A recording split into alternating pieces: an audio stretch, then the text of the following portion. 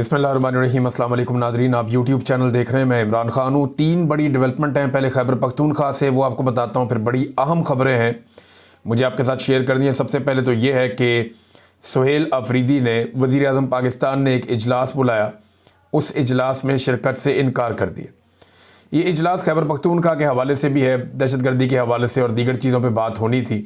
और इसमें जो सुहेल अफरीदी का मौक़िफ़ है, पहले वो देख लेते हैं। उन्होंने कहा क्या?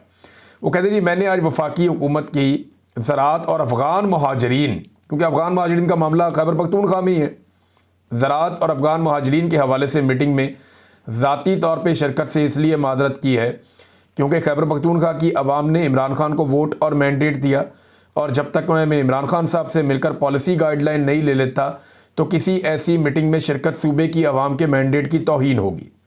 मैं उम्मीद करता हूँ कि वफाकी हुकूमत जल्द अज जल्द इस मसले को हल करेगी और मुतल्लिका अथॉरिटीज़ को डायरेक्शन जारी करेगी ताकि मेरी अपने लीडर और पख्तूनख्वा की आवाम के मैंडेट के अमीन और नुमाइंदा इमरान खान से रेगुलर मुलाकात का इंतज़ाम किया जाए।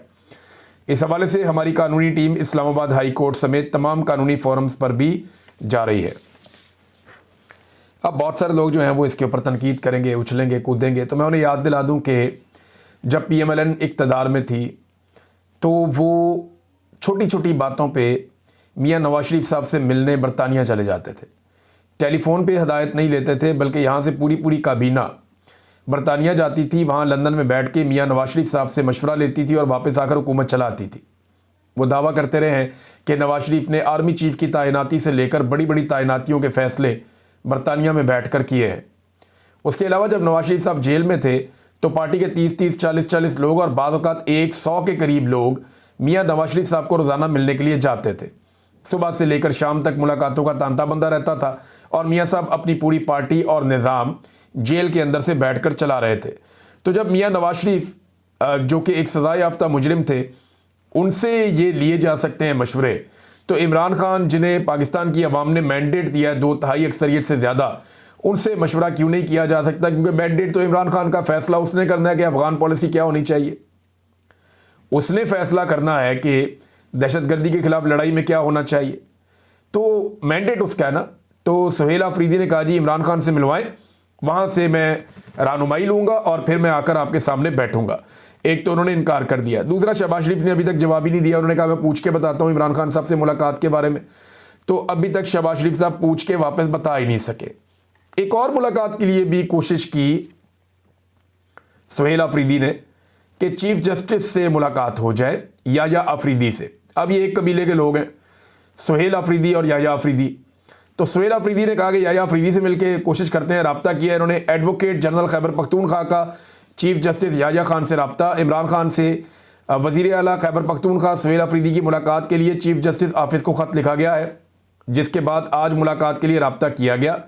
चीफ जस्टिस के स्टाफ ने बताया कि चीफ जस्टिस मसरूफ़ हैं, पूछ कर बताते हैं। ये आप पूछ कर बताए हुए दोहराने वगैरह करते रहते हैं वो, लेकिन पूछ कर बताते हैं। एडवोकेट जनरल खैबर पख्तूनख्वा पूछ कर बताने के मुंतज़िर हैं। ये सारे पूछ के बता रहे हैं। जहाँ से ये पूछते हैं वो सारे ही जानते हैं कि कहाँ से बेचारे ये पूछ के आते हैं। इन्हें इजाज़त मिलती है, कभी नहीं मिलती।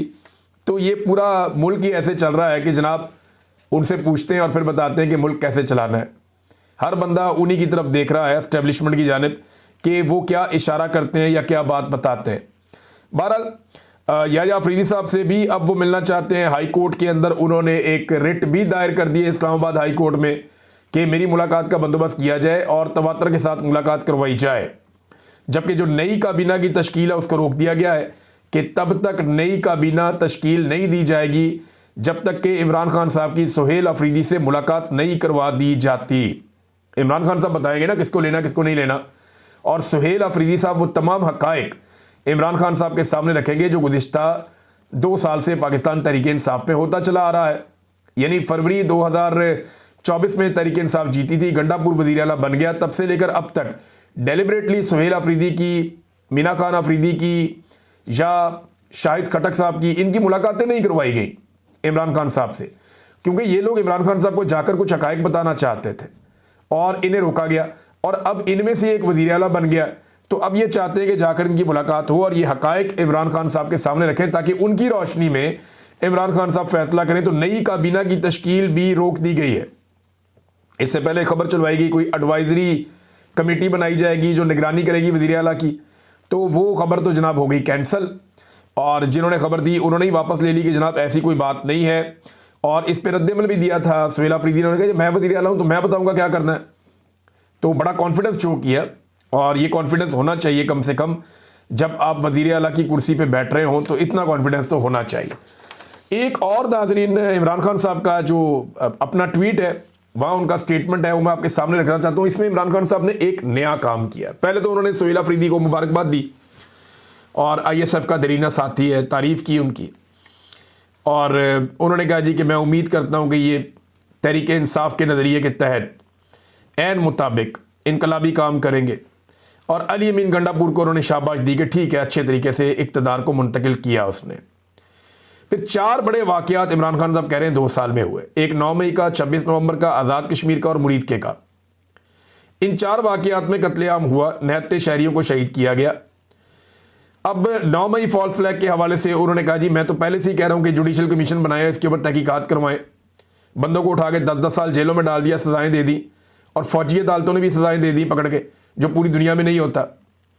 और साथ उन्होंने कहा हालांकि उस दिन 79 शहरियों को और पाकिस्तान तहरीक इंसाफ के सपोर्टर्स को गोलियों का निशाना बनाया गया था। यही वारदात 26 नवंबर को तहरीक इंसाफ के साथ हुई। तो इमरान खान साहब बहुत पहले से कह रहे हैं कि इनके ऊपर जुडिशल कमीशन बनाया जाए ताकि मजलूमों को इंसाफ मिल सके और कत्लेआम के जिम्मेदारान को करार वाकई सजा दी जा सके। अब वो ये कहते हैं कि उसके बाद जनाब फिर ये कत्लेआम का सिलसिला शुरू हो गया, यानी अब जो आज़ाद कश्मीर में किया गया और फिर उसके बाद अब तहरीक लब्बैक के साथ हुआ। नमाज जुमा के बाद खैबर पख्तूनख्वा में हमारे तमाम कारकुनान और अवाम मुरीद के कत्लेआम के खिलाफ निकले। तो मैं आपको बताता हूँ कि खैबर पख्तूनख्वा में बड़ा तगड़ा एहतजाज हुआ, बहुत बड़े पैमाने पर एहतजाज हुआ। हर शहर के अंदर लोग निकले हैं। पंजाब के अंदर तो पूरा एक ऐसा लगता है कर्फ्यू लगा हुआ है। कई जगहों पर कारोबारी मराकज़ थोड़े बहुत बंद रहे, अब बाकी जगहों पर कई जगहों पर खुले रहे।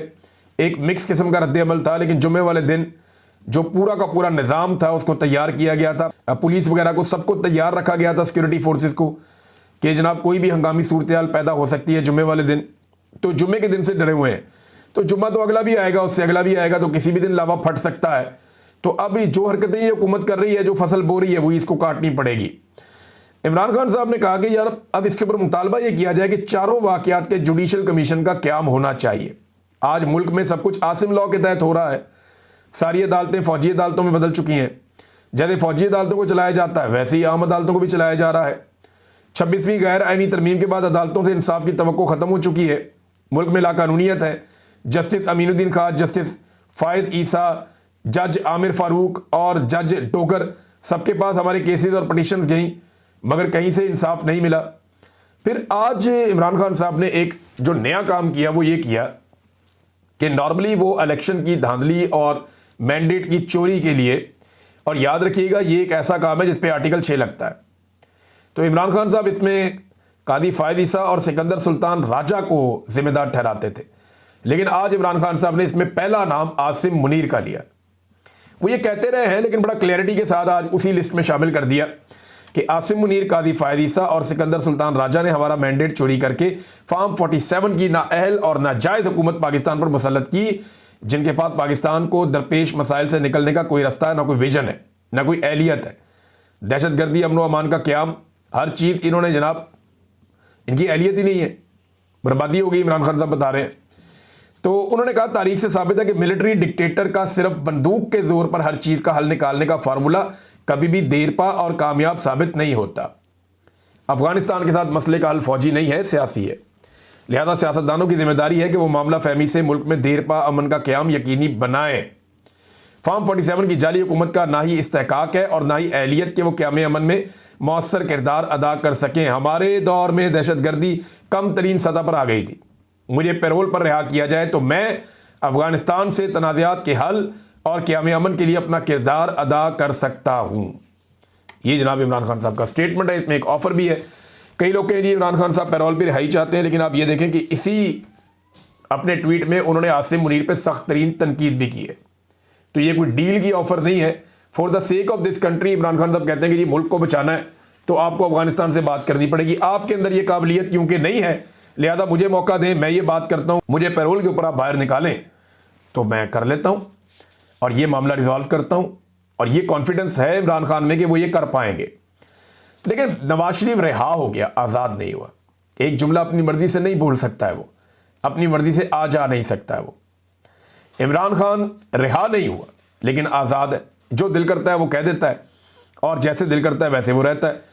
एक बड़ी अफसोसनाक नाजरीन खबर आ रही है, और ये खबर सिक्योरिटी फोर्सेस के ऊपर एक अटैक हुआ है वज़ीरिस्तान में, और बड़ा डेंजरस अटैक हुआ है। इस अटैक में रिपोर्ट किया जा रहा है अब तक की इत्तला के मुताबिक 7 फौजी एहलकार शहीद हो गए हैं, जबकि सीज़ फायर हुआ है।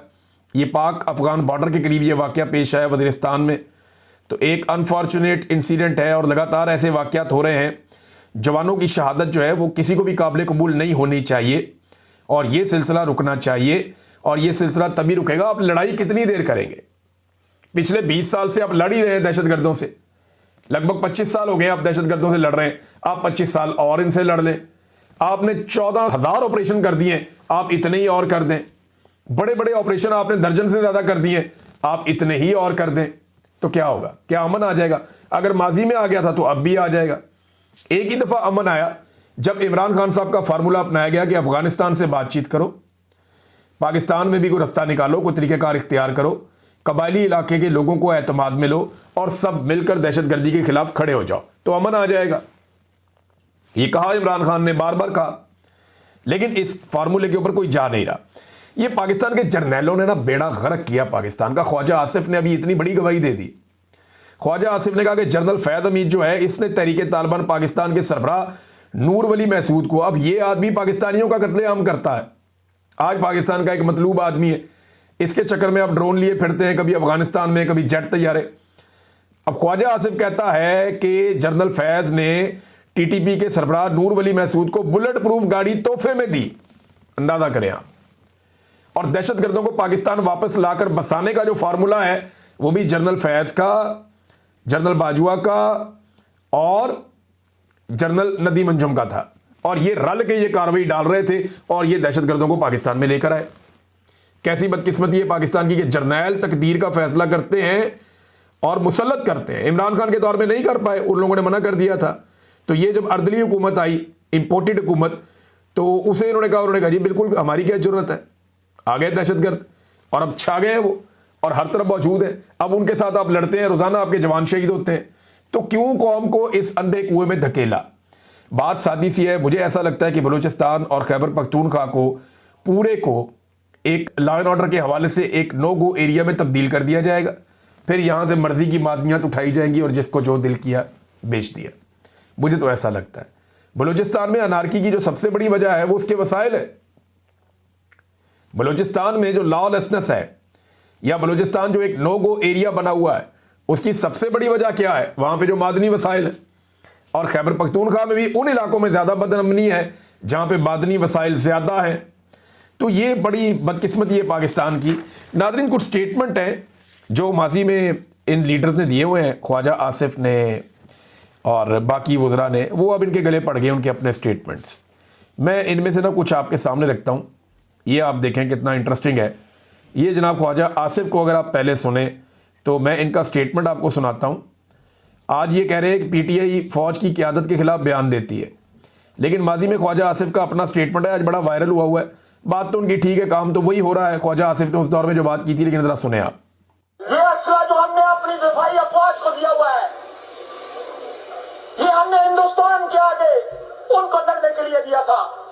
ये आज जो F-16 मांगे जा रहे हैं 5 अरब डॉलर के एवज, क्या इससे बलूचिस्तान पे बमबारी होगी, वजीरिस्तान पे बमबारी होगी, या सिंध पे बमबारी होगी, या पंजाब पे बमबारी होगी? क्योंकि आज तक तारीख में हमारे हुक्मरानों ने कोई जंग नहीं जीती, और जो भी जंग लड़ी उसकी इब्तिदा हमारे हुक्मरानों ने की। ये लम्हा फिक्रिया है। हाँ जी नाज़रीन, ये ख्वाजा आसिफ साहब फरमा रहे हैं इस हवाले से। एक अता तारड़ का भी क्लिप बड़ा वायरल हुआ। अता तारड़ जो है, ये कुछ अर्सा पहले का क्लिप है, जब तहरीके इंसाफ के ऊपर गोली चलाई मौजूदा रजीम ने 26 नवंबर को। उसके बाद इन्होंने कहा जी आपने बंदे मार दिए निहत्ते। तो अता तारड़ क्या कह रहा था, जरा ये सुने। आप गोलियों की बात करते हैं, टीएलपी के धरने के ऊपर, तरीके लबैक के धरने के ऊपर जो गोलियां चलाई और उन्होंने जो लाशें उठाई, आपने आज तक माजरत की, ताज़ियत की? अच्छा जी, ये कह रहे हैं जी तहरीक इंसाफ के ऊपर इल्ज़ाम लगा रहे हैं। हामिद मीर साहब ने भी एक क्लिप पोस्ट किया जिसमें इमरान खान साहब यूज़ ऑफ फोर्स की बात कर रहे हैं, लेकिन याद रहे कि वहाँ जजों की गर्दनें काटने की बात हुई थी कि इनकी गर्दनें उतार दी जाएंगी। कोई इसराइल के खिलाफ एहतजाज करने नहीं निकला था। और दूसरा ये है कि वहाँ कोई इस तरीके से घेर के लोगों को अंधाधुंध गोलियाँ नहीं मार दी गई थी। कोई ये तरीकाकार अडॉप्ट नहीं किया गया था। बड़े मुज़ाकरात हुए थे और मामले का हल भी निकाला गया था। और बाद में मुझे ये बताएं कि जब तहरीक इंसाफ के दौर में तहरीक लब्बैक के खिलाफ कार्रवाई हुई तो इनको वापस मैदान में कौन लेकर आया? इनको रीलॉन्च किसने किया? ये पता है आपको? ये मैं आपको बताता हूं। तहरीक लब्बैक को रीलॉन्च किया था पाकिस्तान की मिलिट्री एस्टेब्लिशमेंट ने, पाकिस्तान तहरीक इंसाफ को दबाने के लिए। और इनके सोशल मीडिया पे दबाव डाला जाता था कि आप इमरान खान को गालियां दें और इमरान खान की मुखालफत करें। और आज वही पाकिस्तान तहरीक इंसाफ अकेली तनहा खड़ी है तहरीक लब्बैक के साथ जो जुल्म और बर्बरियत हुई उसके खिलाफ। मुझे तहरीक लब्बैक से कोई हमदर्दी नहीं है। मुझे हमदर्दी है वो बेचारे निहत्ते मासूम लोग यार, उनको गोलियों से भून दिया पकड़ के। वो कोई अपने घर का वाहिद कफील है। भैया आपने जो करना है कानून के दायरे में रहकर करें। इस तरह अगर आप तहरीक लब्बैक, बहुत सारे लिबरल कह रहे हैं तहरीक लब्बैक जना ठीक होया, भाई ये ठीक हुआ तो फिर बलोचों के साथ भी ठीक हो रहा है, फिर कबायलियों के साथ भी ठीक हो रहा है, फिर जो जिसको रियासत मार रही है ठीक कर रही है, कश्मीरियों के साथ भी ठीक कर रही है, फिर पीटीआई के साथ भी ठीक कर रही है, कल किसी और को मारेगी वो भी ठीक करेगी। फिर तो आप सबको ही जायज करार देते। भाई जो करना है कानून और आइन के मुताबिक आप करेंगे तभी वो ठीक होगा। मावरा अदालत आप किसी का कत्ल नहीं कर सकते, इसकी गुंजाइश नहीं होनी चाहिए। पंजाब में तहरीक लब्बैक पर पाबंदी काबीना से मंजूरी दे दी गई और वफाक को भिजवा दिया गया कि इनके ऊपर पाबंदी लगा दी जाए। 5000 से ज़ायद गिरफ्तारियां अब तक हो चुकी हैं और 40 मसाजिद औकाफ के हवाले कर दी गई हैं।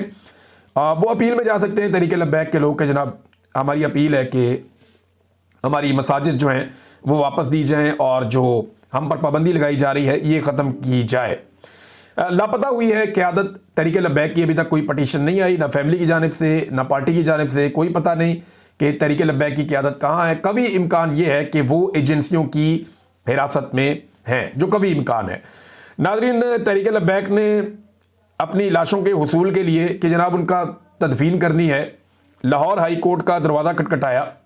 तो लाहौर हाई कोर्ट से ये मैं शाकिर अवान साहब की खबर पढ़ रहा था, वो लिखते हैं कि उन्हें 6 दिन बाद की तारीख दे दी गई।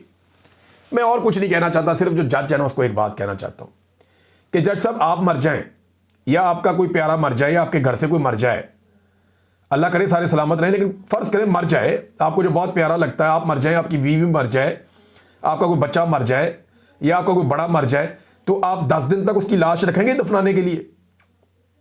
को 10 दिन बाद आप करेंगे कि 10 दिन बाद इसकी लाश दफना देते हैं?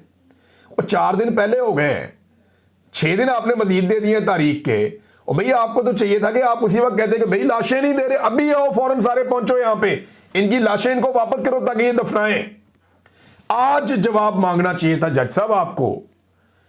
अब फर्ज करें आप फौत हो जाते हैं और आपके मरने के बाद आपकी औलाद कहती है हम अपने बाप को 10 दिन के बाद दफनाएंगे, तो फिर कोई अल्लाह से डरे यार, कोई निज़ाम कुदरत से डरे आप। और ये चीज़ें वापस आ जाती होती हैं, मैंने अपनी ज़िंदगी में देखी हैं कि ये अजाब बन के चीज़ें वापस आ जाती हैं आपके ऊपर और आपके ख़ानदान के ऊपर। मैंने बेशुमार लोगों को तड़पते और तरसते हुए और परेशान होते हुए देखा है। इसका जवाब आपको देना पड़ता है। हद हो गई है ना इंसाफ़ी की। वो आए जनाब लाशें दे दें और ये 6 दिन बाद आना फिर गल करांगे। ये जनाब एक तारीख मिल गई है। ये खबर मैंने पढ़ी, शाकिर अवान साहब ने रिपोर्ट की है ट्विटर पे, वहाँ से मैंने देखी, मुझे बड़ी तकलीफ़ हुई। तहरीक लब्बैक के चक्कर में नाज़रीन पाकिस्तान तहरीक इंसाफ के बंदे भी उठाना शुरू कर दिए हैं और वो भी नज़र आ रहा है। विहाड़ी से मुजम्मल हुसैन साहब को उठा लिया गया और भी कुछ जगह से रिपोर्ट हो रहा है। और कश्मीर के मामलात को रिपोर्ट करने वाले सहाफ़ियों के अकाउंट्स अब बंद किए जा रहे हैं। आप अंदाज़ा करें ये पाकिस्तान में इस वक्त रूल ऑफ लॉ है, यानी जो लोग कश्मीर के मामलात को रिपोर्ट करते हैं सहाफ़ी, उनके नाज़रीन अकाउंट्स बंद किए जा रहे हैं कि उनका काम पसंद नहीं है। ख्वाजा काशिफ मीर के तमाम बैंक अकाउंट्स फ्रीज और बैरूनी सफ़र पर पाबंदी लगा दी गई है, यानी आप अंदाज़ा करें। और दीगर कुछ और सहाफ़ियों के साथ भी यही हरकत की जा रही हैं। तो आज़ाद कश्मीर में इंसाफ देना तो बड़ी दूर की बात है, सिर्फ चंद वज़रा ने इस्तीफ़े दिए हैं, बाकी मुतालबात वहीं पड़े हुए हैं। अब देखते हैं कि जो कश्मीर की जॉइंट एक्शन कमेटी है वो अगला एक्शन क्या लेती है। एक और बड़ी इंटरेस्टिंग खबर है, डोनाल्ड ट्रंप ने कहा कि सऊदी अरब जल्द अब्राहम अकॉर्ड में शामिल होगा। यानी वो इसराइल को तस्लीम कर लेगा, और उन्होंने कहा जब वो कर लेगा तो फिर सारे कर लेंगे, यानी इंडोनेशिया, पाकिस्तान सब कर लेंगे।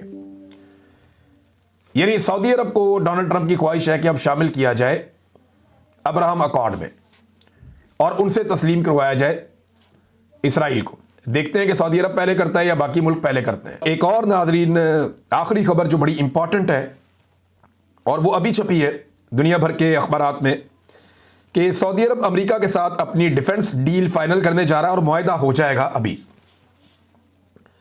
मोहम्मद बिन सलमान गए हैं।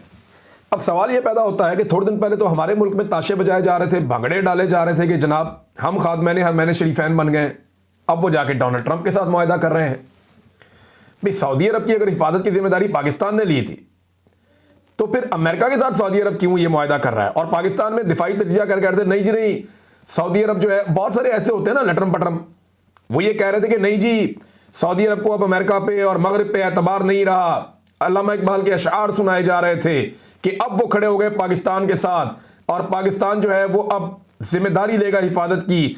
एक हो मुस्लिम हरम की पासबानी के लिए, नील के साहिल से लेकर ताबका के काशगर, ये कहानियां सुनाई थी। उसके बाद देखें अब सऊदी अरब का जो हकीकी दिफाई मुआहदा हो रहा है वो जहां पे दुनिया के बेहतरीन हथियार है, जिनके पास दुनिया की सबसे तगड़ी फौज है, हथियार है, बहुत सारा टेक्नोलॉजी है उनके पास, तो सऊदी अरब उन पे इंहिसार करेगा ना। देखें इसराइल के पास क्या है, अमेरिकन वेपन है, वो अकेला मुकाबला करता है सारे मुसलमान मुल्कों का। ये सारे रल के उसका कुछ नहीं बिगाड़ सके आज तक, क्योंकि अमेरिकन, हकीकत तो यही है ना, जो मर्जी आप कहते रहे, क्योंकि अमेरिकन हथियार है उनके पास, जदीद टेक्नोलॉजी है उनके पास, वो बेहतरीन हथियार इस्तेमाल कर रहे हैं। तो सऊदी अरब पाकिस्तान के पास आएगा या अमेरिका के पास जाएगा? अमेरिका के पास जाएगा ना, तो ऑब्वियसली वो वही कर रहे हैं। तो आपको एक चूरन बेचना था, वो बेच दिया गया। अब तक के लिए इतने ही, अपना ख्याल रखिएगा, अपने चैनल का भी। अल्लाह हाफिज़।